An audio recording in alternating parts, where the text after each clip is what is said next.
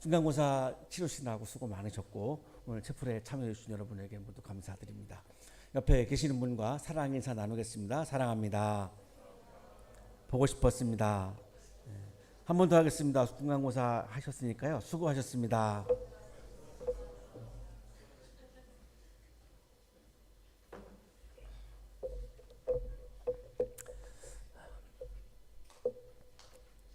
도스토옙스키 작품 죄와 벌에 등장하는 라스콜니코프는 대학생이죠. 여러분과 같은 대학생입니다.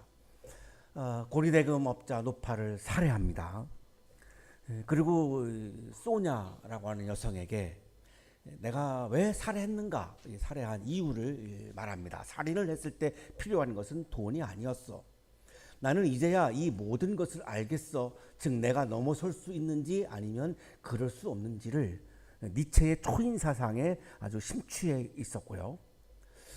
내가 넘어설 수 있는지, 인간이 넘었으면 어디겠습니까? 신이죠. 이런 거를 우리가 이제 선민 사상, 엘리트주의라고 이렇게 부르는데요. 이 선민 사상의 결과, 엘리트주의의 결과가 어떤지 한번 보시죠. 여러분은 엘리트이기 때문에 엘리트주의에 빠질 위험이 상당히 많은 위험 앞에 있는 분들입니다. 엘리트는 좋아요. 그러나 엘리트주의에 빠지는 것은 정말로 경계하셔야 됩니다. 여러분의 인생을 망치게 됩니다. 이 부조리한 사회를 개혁하기 위해서 나는 비범한 사람으로 부름받았다. 이것이 라스콜니코프의 소명과 사명감이에요. 나 같은 비범한 사람이 이 사회를 개혁하기 위해서 사회에 쓸모없는 사람들, 사회에 불필요한 사람들, 사회를 망가뜨리는 이 범인들, 평범한 사람들을 제거해야 하는 권리가 나에게 주어졌다. 이렇게 생각합니다. 이게 선민사상 엘리트주의입니다. 무서운 거죠. 어떻게 그렇게 자기만 옳죠? 어떻게 자기만 존재해야 되죠? 남은 다 존재할 이유가 없다는 건데 어떻게 이렇게 생각할 수가 있죠? 좋은 사회를 이루기 위해서 자신이 기여한 거죠. 고리대금업자는 이미지가 안 좋잖아요. 사람들한테 이자 받아 먹으면서 사니까. 그럼 이런 사람들을 제거했으니까 좋은 사회를 이루는데 내가 기여했으니까 기뻐해야죠. 근데 괴로워합니다. 기뻐야 하는데 괴로웠다는 걸 우리가 주목해야 합니다. 그렇다면 라스콜니코프는 진정으로 좋은 사회를 이루기 위한 사명감을 가지고 있지 않았다가 됩니다. 이걸 뭘 갖고 알 수 있냐? 기쁨인가 슬픔인가를 보면 아는 거죠. 자신이 비범인이라고 하는 것을 확인했어요. 노파를 살해하면서. 그러면 나는 비범한 사람이구나 자랑스러워야 될 거 아닙니까? 마음이 엄청 힘들었습니다. 아주 깊은 죄책감과 정신적 혼란에 빠집니다. 머리로만 옳다고 믿었지만 마음과 양심 깊은 곳에서는 내가 한 행위가 죄라고 하는 것을 부정할 수 없었던 거죠. 머리로는 이것이 옳은 거고 내가 좋은 사람이고 비범한 사람이고 내가 좋은 사회를 위해서 기여했다라고 막 머리에서 생각했는데 실제로 그의 마음속에서는 아주 깊은 죄책감이 가득 채워져 가지고 괴로워한 거죠. 도스토옙스키는 머리로만 믿는 잘못된 신념, 자신을 의롭다고 여기는 오만이 한 인간의 존재와 삶을 어떻게 파괴하는지를 우리에게 묘사해 주고 있는 겁니다. 천재 작가입니다. 천재 작가. 정말로 저는 이 분에 대해서 계속 놀라움을 금할 수가 없어요. 신학을 공부한 사람으로서 이 신학의 깊이까지가 너무너무 정말 놀랍습니다. 머리로만 믿는 신념, 그것이 옳다고 생각했는데 실제적인 삶에서는 그것이 옳지 않은 것으로 드러났죠. 이 머리로 생각한 이념과 나의 삶이 분리가 될 때 얼마나 괴로움과 아픔이 다가오고 내 존재가 얼마나 망가지는가를 우리들에게 보여주고 있죠. 자, 그래서 우리는 오늘 질문을 이제 하지 않을 수가 없습니다. 이게 이제 우리가 신앙의 자리니까, 그러면 우리는 머리로만 믿는 신앙이 참된 신앙인가? 라고 물을 수밖에 없는 거죠. 머리로는 믿어요. 근데 나의 삶은 믿는 사람 같지가 않게 행동해요. 한 가지 예만 드리겠습니다. 어떤 장로님이 실제 실화입니다. 이 장로님이 굉장히 높은 고위 공직에 있었는데 무기 비리를 저지르고 감옥에 갔어요. 그 감옥에서 교회에다가 11조 헌금을 보내면서 교인들한테 옥중 편지를 써요. 여러분, 나는 오늘도 11조 헌금을 보냈습니다. 자, 그분에게 구원의 기쁨이 있을까요? 머리로는 믿고, 머리로는 믿는데 무기 비리를 저지른 거 보면 과연 그것이 하나님을 믿는 사람일까요? 라고 질문하지 않을 수가 없잖아요. 하나님을 정말로 믿는 참된 믿음의 소유자였다면 무기 비리를 저지를까요? 자, 그분은 나라를 사랑한다고 굉장히 강력하게 주장하는데, 나라를 정말로 사랑했으면 무기 비리를 저질러 가지고 우리 안보를 위태하게 만들고 자기 통장에 돈을 채웠을까요? 안보를 담당하는 분이었습니다. 우리나라 최고의 높은 자리에 있는 분이었습니다. 그게 나라 사랑이라고 말할 수 있을까요? 머리로는 나라 사랑한다고 말하지만, 입술로는 나라 사랑한다고 말하지만, 실제로 진정으로 그분이 나라를 사랑한 거로 볼 수 있을까요? 그렇다면 그렇게 무기비리를 할 리가 없지 않습니까? 그래서 우리는 묻게 되는 거죠. 머리로만 믿는 믿음이 참된 신앙인가? 입술로만 고백하는 믿음이 진정한 믿음인가? 이런 질문을 하지 않을 수가 없는 것이 오늘 종교개혁 주간인데, 종교개혁자들이 내건 슬로건 5가지 중에 하나가 오직 믿음이에요. 면죄부가 아니고 믿음으로 구원받아요, 이걸 말한 건데, 이거를 오직 믿음으로를 우리 한국교회는 어떻게 해석했냐면 믿기만 하면 구원받는다, 이렇게 둔갑시켰어요. 믿기만 하면 구원받는다. 그러니까 그 장로님도 믿는 거예요. 머리로는 믿고 입술로는 믿는 거예요. 그런데 삶은 무기비리를 저질러요. 상관없죠. 뭐 믿기만 하면 구원받는다고 배웠으니까, 교회에서. 뉴스에서 이렇게 감옥에 들어가는 분들을 보면 많은 경우가 기독교인입니다. 어떤 분이 아니라 우리 교수님이 지난주인가요? 한번 저한테 그런 질문하셨어요. 왜 이런 일이 일어날까요? 기독교인들이. 제 답은 그거예요. 믿기만 하면 구원받는다가 나은 이 비극입니다. 여기서 믿기만 하면 뭐죠? 머리로 믿는 걸 말하는 거죠. 입술로만 믿는 걸 말하는 거죠. 삶은 네 마음대로 하라, 이거 아닙니까? 그래서 오늘 우리가 질문하는 겁니다. 행함이 없는 믿음이 그러면 우리에게 구원의 기쁨을 줍니까? 행함이 없고 그냥 머리로만 믿는, 입술로만 믿는 믿음이 우리들에게 구원의 기쁨을 줍니까? 왜 기쁨이 중요하냐면, 여러분, 애인하고 사랑하면 마음이 아파요? 기뻐요? 사람 말이 말 같다라서 지금 대답도 안 하시고 저를 무시하시는 거죠. 애인하고 데이트 하실 때 여러분 기뻐요? 슬퍼요? 자존심 있지, 나는 끝까지 내 입장을 견제하겠다, 지금 그런 거잖아요. 뭐 소신은 좋은 거니까. 연애할 때 기쁘지 않으면 진짜 사랑이 아닌 거야, 그렇게 보시면 됩니다. 이거를 김광석이라는 가수가 너무 아픈 사랑은 사랑이 아니었어, 이렇게 노래하잖아요. 사랑하면 기뻐야죠. 사랑의 기쁨이라고 하는 음악도 있지만, 내가 신앙을 가지고 하나님을 내가 믿으면 기뻐야죠. 지난주인가 재지난주에 우리가 나눴잖아요. 영성은 하나님을 기뻐하는 거라고, 기쁘게 찬양하는 거라고. 근데 내가 기쁘지 않아, 이거는 행함이 없는 믿음이 나에게 구원의 기쁨을 주지 않았어요. 그러면 참된 믿음이 아닌 거잖아요.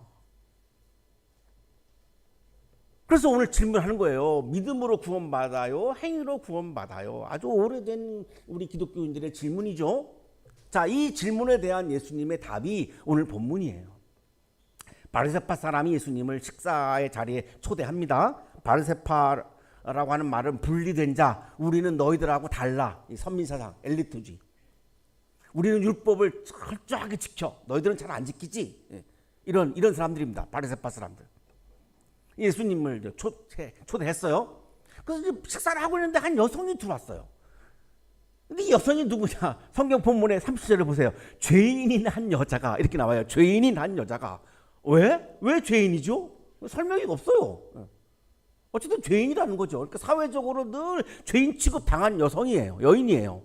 성서학자들은 이제 그 당시 이제 보편적인 죄인은 두 부류거든요. 하나는 세리, 하나는 창기. 그래서 이제 이 여성이니까 이제 매춘부가 아니었을까 이렇게 이제 추정을 합니다. 근데 뭘 가지고 들어왔는데 옥합, 향유가 들어있는 옥합을 가지고 온 거죠. 이 방에 들어온 거죠. 그리고 예수님의 등 뒤에 서가지고 울어요. 막 울어. 그래서 그 눈물로 예수님의 발을 씻어요. 여기는 사막 끼우고 신발이 변변치 않았으니까 이렇게 방에 들어갈 때 늘 이렇게 물을 줘가지고 발을 씻게 하거든요. 그런데 이 여인은 지금 자신의 머리털로 이 예수님의 발을 씻습니다. 그리고 그 발에다가 입을 맞춰요. 어려운 일이죠, 그죠? 우리는 발 그러면 좀 더럽다고 생각을 하잖아요. 거기다 어떻게 입을 맞추겠어요? 아무리 예수님이 멋진 남성이라 할지라도, 매력적인 남성이라 할지라도 쉽지 않죠. 그리고 그 발에다가 향유를 발라요. 향유는 굉장히 비싼 겁니다. 오일이죠, 오일. 오일인데 굉장히 비싼 오일이거든요. 기름을 발라요. 그랬더니 이제 바리새인이 예수님은 죄인하고 어울리네? 비난하는 거죠. 왜 죄인하고 어울리냐고. 죄인을 배제하고 혐오해야 되는데 왜 어울리냐고. 우리는 죄인은 상대 안 한다고. 이런 반응을 이제 보여요.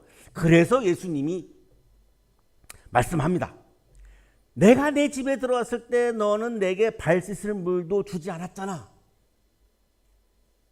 그런데 이 여인은 눈물로 내 발을 딱 씻어주고 자기 머리털로 닦고 있어. 너는 나에게 입을 맞추지 않았는데 이 여성은 내 발에다가 입을 맞추고 있잖아. 너는 내 머리에 기름을 발라주지 않았는데, 이 머리에 기름을 바른다라고 하는 것은 최고의 존경의 표시입니다. 유대인 사회에서. 너는 나의 머리에 기름을 발라주지 않았는데 이 여인은 내 발에다가 향유를 발랐어. 우리 옛날에 할머니들이 이게 빗 같은 데다가 이렇게 기름을 묻혀가지고 막 이렇게 머리 빗고 그랬어요. 내가 그 옛날에 기억나거든요. 예. 그러므로 내가 내게 말한다. 주목하십시오. 이 여자는 그 많은 죄를 용서받았다. 너는 의롭다고 하지, 율법을 잘 지켰다고. 이 여성은 죄인이라고 사회적으로 혐오받고 있지. 그런데 이 여성은 죄를 용서받았어. 왜? 그가 많이 사랑하였기 때문이다. 그가 많이 사랑하였기 때문이다. 이 여성은 죄인으로 혐오받고 있지만 사랑을 많이 했어. 그래서 용서받았어. 죄에 대한 용서를 받았어. 사랑을 통해서 죄의 용서를 받았다고 말씀하죠. 47절에 누가? 예수님이. 그런데 믿기만 하면 구원받는다고 하는 말은 참 어마어마한 오류를 낳고 있는 거죠. 자, 그러나 47절이 구원은 아니에요. 죄 용서 받았단 말이에요. 사랑을 많이 해서, 사랑의 실천을 많이 하면 우리가 죄 용서 받는단 말이에요. 당연한 거 아니겠습니까? 어떤 사람이 나를 많이 사랑해요. 근데 실수했어. 그러면 나는 그냥 저절로 용서하잖아요. 평소에 나를 많이 사랑한 사람이니까 나한테 한 실수를 문제 삼지 않거든요. 당연한 거 아니겠습니까? 사랑을 많이 했기 때문에 죄 용서를 받았다 이거예요. 47절을 한국교회는 잘 안 읽어요.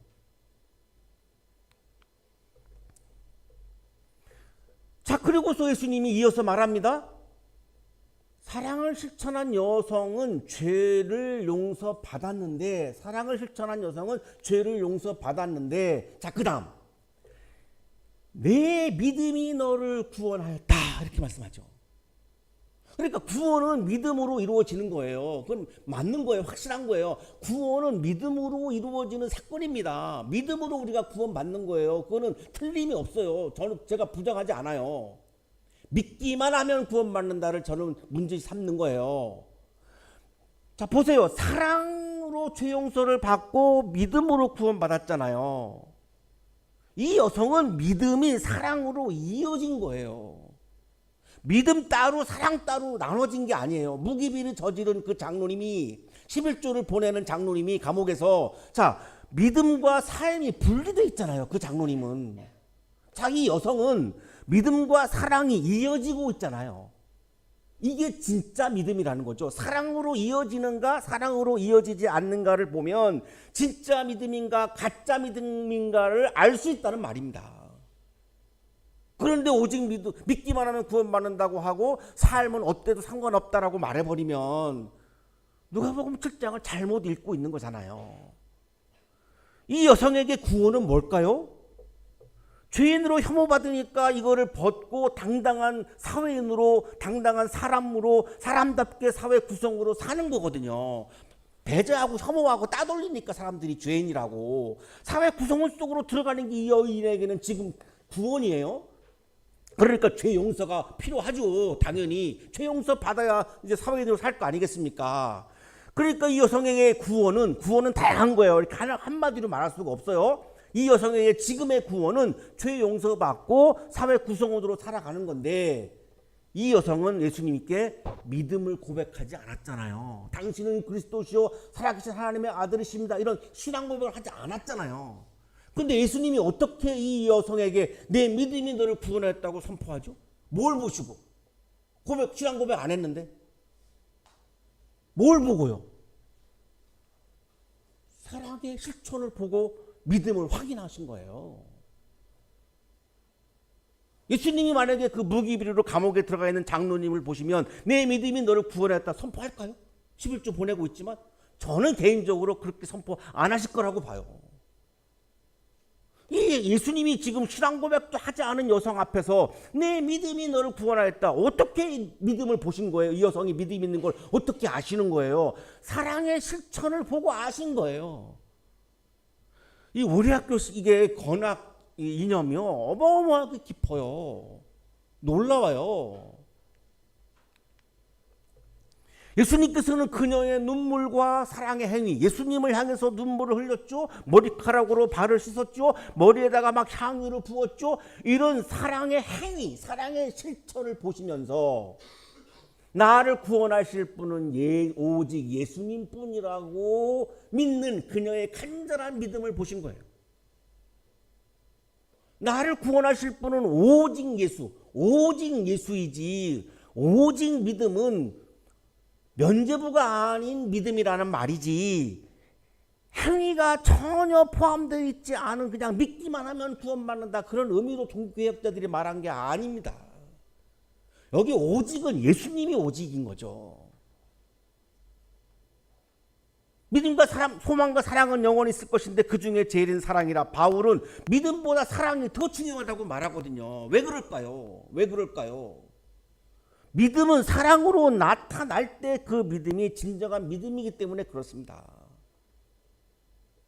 예수님은 그녀가 마음속 깊이 나를 구원하실 분은 이분 한 분밖에 없고 그래서 초대도 안 했는데 그 막 식사하는 집에 막 자기가 그냥 들어간 거예요.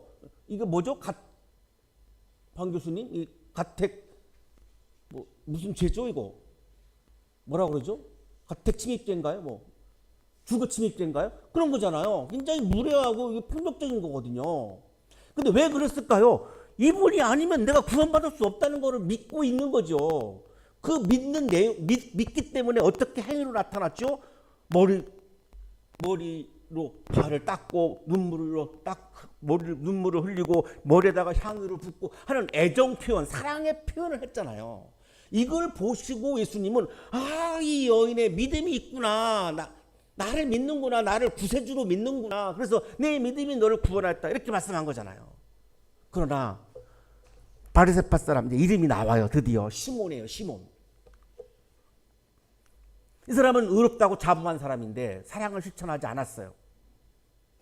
오히려 그 죄인인 여성을 막 혐오하고 배제했어요.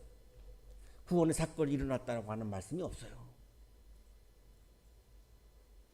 사랑의 실천을 하지 않은 시몬의 믿음은 하나님을 믿은 사람입니다. 바리새파 사람이니까, 율법을 지켰으니까. 그런데 그거는 참된 믿음이 아니었던 거죠. 그래서 구원 사건이 일어나지 않습니다. 사랑으로 나타나고 사랑으로 이어지는 믿음이 참된 믿음임을 예수님은 지금 말씀하는 거죠.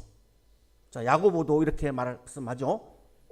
나 형제자매 여러분, 누가 믿음이 있다고 말하면서 행함이 없으면 무슨 소용이 있겠습니까? 그런 믿음이 그를 구원할 수 있겠습니까? 행위가 없는 믿음은 구원하지 못합니다. 이렇게 말씀하잖아요. 이와 같이 믿음의 행함이 따르지 않으면 그 자체만으로는 죽은 것입니다. 행함으로 이어지지 않는 믿음은 죽어있는 믿음이다. 그러니까 나를 구원할 수 없죠. 아, 어리석은 사람이여, 그대는 행함이 없는 믿음은 쓸모가 없다는 것을 알고 있습니까? 행함이 없는 믿음은 나를 구원하지 못하는 쓸모없는 믿음이라고 말씀하잖아요. 이렇게 예수님도 바울도 야고보도 이렇게 성경에서 말씀하는데 어떻게 믿기만 하면 구원받는다라고 하는 구호를 내걸고 그렇게 가르치고 있죠. 한국교회는 이해할 수가 없어요. 저는 정말로 개인적으로.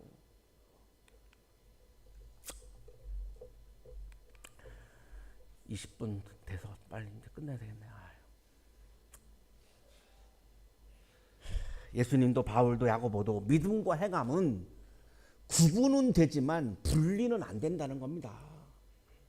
자, 저의 눈과 코가 구별되죠? 이건 눈이고 이거는 코고. 이거를 분리할 수 있나요?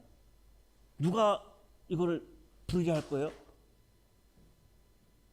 물론 제가 죽은 다음에 시신기증 했으니까 하는 의대생들이 뭐 분리할지는 모르겠지만 살아있을 때 누가 어떻게 이걸 분리합니까? 구분은 하지만 분리가 안 되잖아요.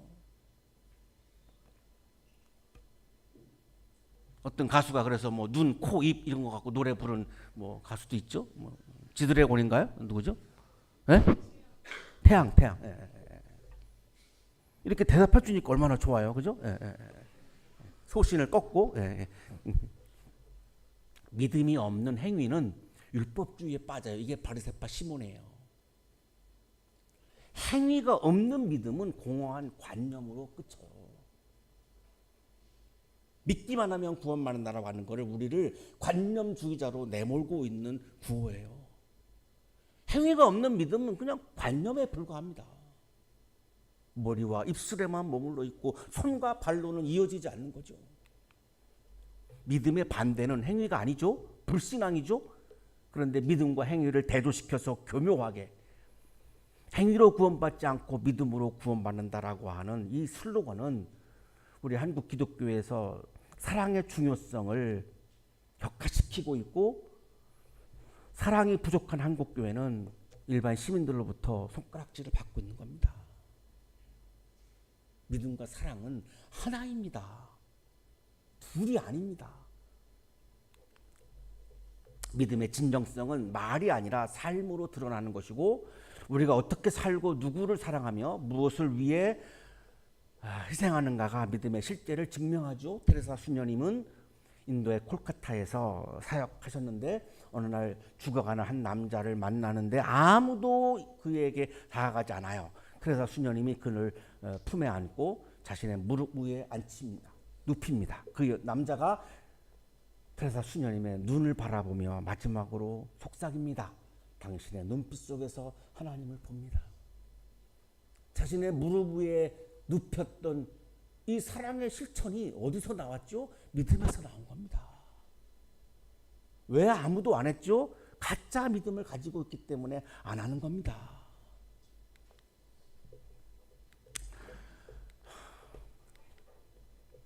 디트리히 보네퍼는 믿음이 사랑과 소망과 함께 하지 않는다면 그것은 거짓 믿음이다, 이렇게 말합니다. 사랑하는 가장 여러분, 머리로만 아는 믿음, 입으로만 고백하는 믿음은 불충분합니다. 믿음이 삶의 실천으로 이어질 때 비로소 진정한 믿음이 됩니다. 오늘도 우리 앞에는 사랑해야 할 이웃이 있습니다. 지금 여러분 옆에 앉아있는 분들, 여러분이 사랑해야 하는 이웃입니다. 실천해야 할 진리가 있습니다. 채플의 자리에 나와서 매주 우리가 말씀을 묵상하죠. 주님이 우리에게 주시는 진리의 말씀들이죠. 이게 다 실천하라고 주시는 거지 우리가 공부시키려고 예수님이 이 말씀을 주시는 게 아니잖아요. 사랑해야 할 이웃이 있고 실천해야 할 진리가 있습니다. 머리와 가슴의 믿음을 손과 발로 살아내셔서 믿음을 삶으로 실천하셔서 믿음을 삶으로 살아내셔서 구원의 기쁨이 충만한 여러분의 삶이 되시기를 간절히 축원합니다.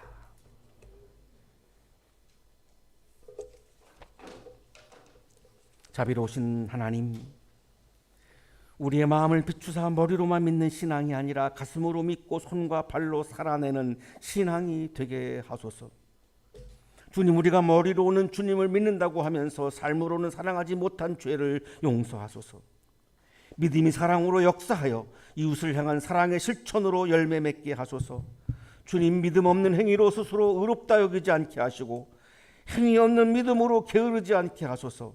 우리의 믿음이 사랑으로 드러나게 하소서. 우리의 믿음과 사랑의 실천이 주님의 나라를 이루는 씨앗이 되게 하시며 믿음을 살아내는 용기를 주옵소서. 예수 그리스도 이름으로 기도하옵나이다.